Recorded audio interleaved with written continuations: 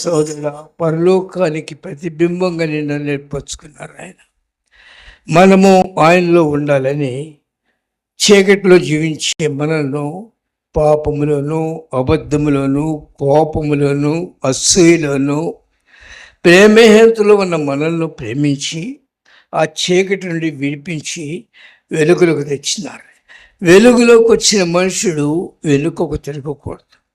వెలుగులో దీవెనలు ఉన్నాయి. వెలుగు నేనే మార్గము, సత్యమును, యోగం.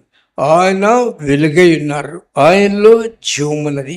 నువ్వెప్పుడైతే ఆ చీకటి నుంచి దేవుడు నేను పిలిచారో వెలుగులోకి వచ్చినావు అంటే, వెలుగులోకి వచ్చినావంటే జీవిస్తావు. దేవునిలో ఉన్న జీవం నీకు ఇస్తాను. అప్పుడు నువ్వు జీవించడం కాదు, నీలో నుండి నీ బిడ్డల్లోనికి వెళ్తుంది. అది అబ్రహాముతో చెప్పాడు, నీ సంతతిను 1000 తరములకు ఆశిస్తాను. బిడ్డలు లేకుండా సంతతి 1000 తరములకు ఆశిస్తానంటే దేవుడు అబ్రహాముతో నమ్మాడు. కనుక ప్రేసులరా, మొదట విశ్వాస జీవితంలో మనుషులు దేవుని నమ్మటం నేర్చుకోవాలి. దేవుడు ఏదైనా చేయగలడు.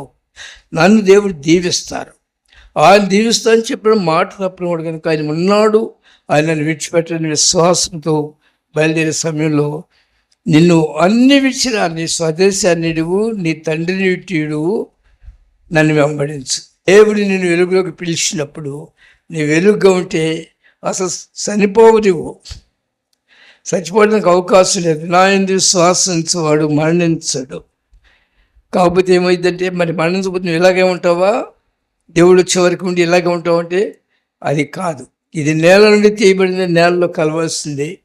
కానీ ఆత్మ మాత్రము దేవుని వద్ద నుండి వచ్చింది. అది మళ్ళీ తిరిగి దేవుని వద్దకు వెళ్ళాలి. దానికి మరణం లేదు. కానీ కొంతకాలం ఎక్కడ ఉన్నాము. అలాగే నీవు నేను కూడా ఈ అశాశ్వతని ఈ లోకంలోంచి మన తండ్రి దేవుని దగ్గరికి వెళ్ళడానికి మన అడ్రస్ మారుతుంది. మన అడ్రస్ ఎక్కడ? పరలోకమో నా దేశము, పరదేశేనే నేలా మాయాలోక మేఘ నేను యాత్రికుడను. యాత్రికుడిగా కానీ, యాత్రికుడు అంటే ఇక్కడికి శ్రమలు పడుతూ దరిద్రతో ఉండమని కాదు దేవుడు చెప్పింది. యాత్రికుడు అయినా నీవు దేవుని బిడ్డవైతే ఈ లోకంలో నిన్ను నీ సంతానం దేవుడు ఎప్పుడు విడిచిపెట్టాడు.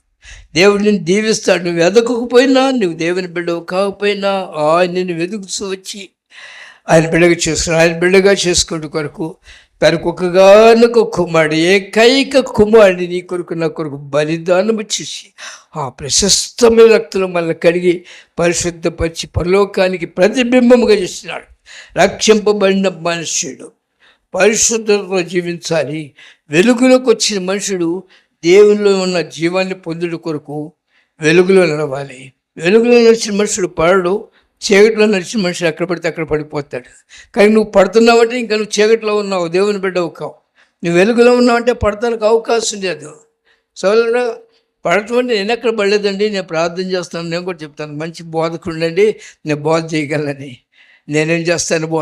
బోధకుడు దేవుడు ఆయన ఉన్నాడు. కనుక గర్వించడానికి లేదు. ఏమవుతుంది? గర్వం.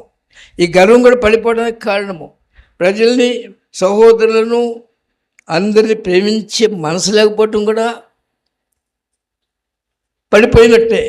ఉదయకాలంలో నేను దేవుని వాక్యం చదువుకుంటూ ఉన్న సమయంలో నాకు జ్ఞాపకం వచ్చింది. మనుషులు ఎవ్వరు నశించిపోవటానికి పడని దేవుడు ఆయన. కనుక ఏడ్చాను, ప్రభువా నా ప్రజలను రక్షించరా. నా ప్రార్థన అది.